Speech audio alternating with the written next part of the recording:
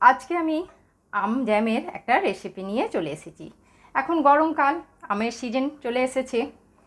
সবার বাড়িতেই গ্রামের দিকে আম গাছ থেকেই থাকে। আম গাছ সেরকমভাবে বসাতেও লাগে না, আঁটি পড়েই হয়ে যায়।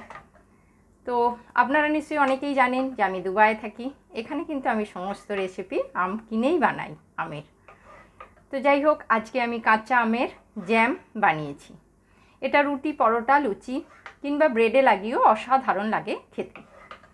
এটাকে বানিয়ে এয়ারটাইট কন্টেনারে রেখে 1 বছর খেতে পারবেন, তবে থাকার সম্ভাবনা খুবই কম, কারণ এতটাই সুন্দর খেতে।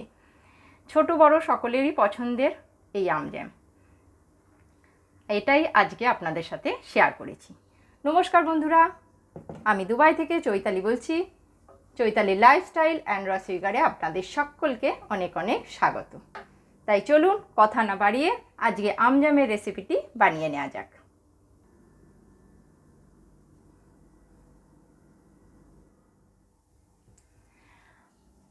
আম জ্যাম বানাবো আজকে, কাঁচা আমের আম জ্যাম।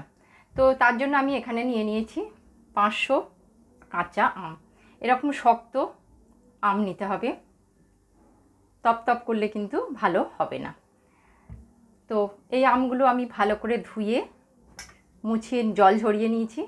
এখন এগুলোকে খোসা ছাড়িয়ে নেব এর। তো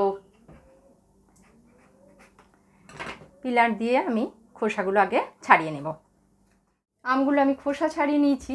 এখন এগুলোকে আমি গ্রেট করব এই বড় দিক দিয়ে। তো এরকমভাবে আমি আগে সমস্ত আমগুলো গ্রেট করে নেব। এই যে এরকমভাবে গ্রেট করে নেব। আমগুলো আমি কুড়িয়ে নিয়েছি, দেখতে পাচ্ছেন। এই যে এগুলো ঘুটলি, দুটো আম একটু কালার এসে গেছিলো কিন্তু শক্ত ছিল।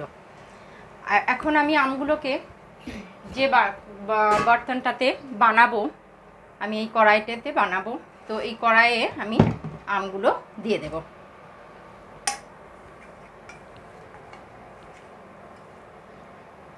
পাঁচশো কাঁচা আম, তো 500 আমের জন্য মিঠা 500ই লাগবে।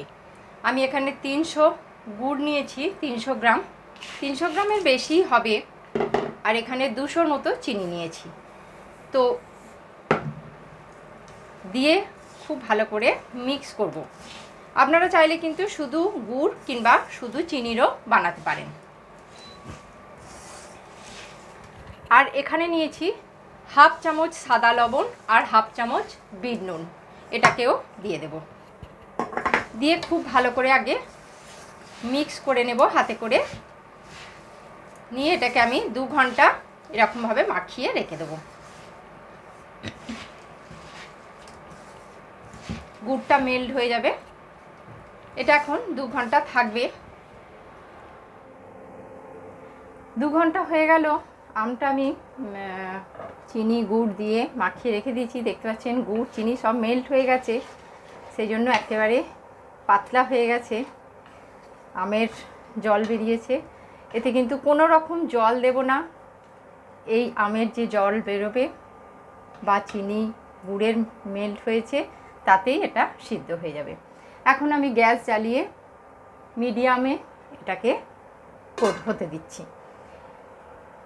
এটা মাঝে মাঝেই নেড়ে দিতে হবে অবশ্যই, তা নাহলে নিচে লেগে যেতে পারে।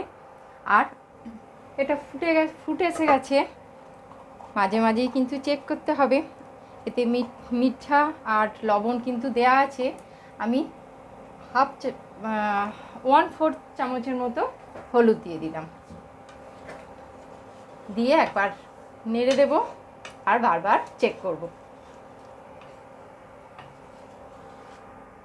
বেশ কিছুক্ষণ হলো এটা ফুটছে।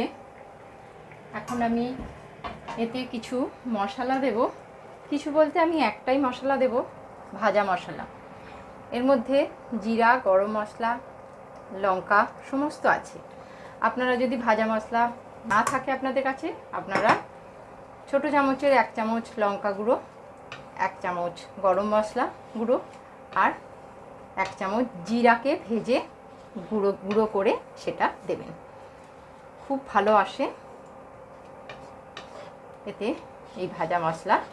আমার এতে সমস্ত কিছু আছে, গরম মশলা একসাথে সব কিছু করা আছে, তাই আমি এটা দিয়ে দিলাম 1 টেবিল চামচের মতো। এখনও এটা বেশ কিছুক্ষণ ফুটবে। এটা হালকা চুপচোপাপন এসেছে, এটা একতারের মতো হবে, তাহলেই এটা হয়ে যাবে।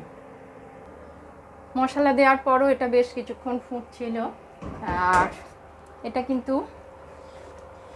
বেশ ভালো রকম গাঢ় হয়ে গেছে, আর তারেরও এক তার এসে গেছে।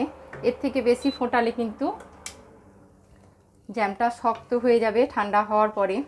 দেখে এখন মনে হচ্ছে কিন্তু পাতলা, কিন্তু এটা ঠান্ডা হওয়ার পরে ভালো বসে যাবে।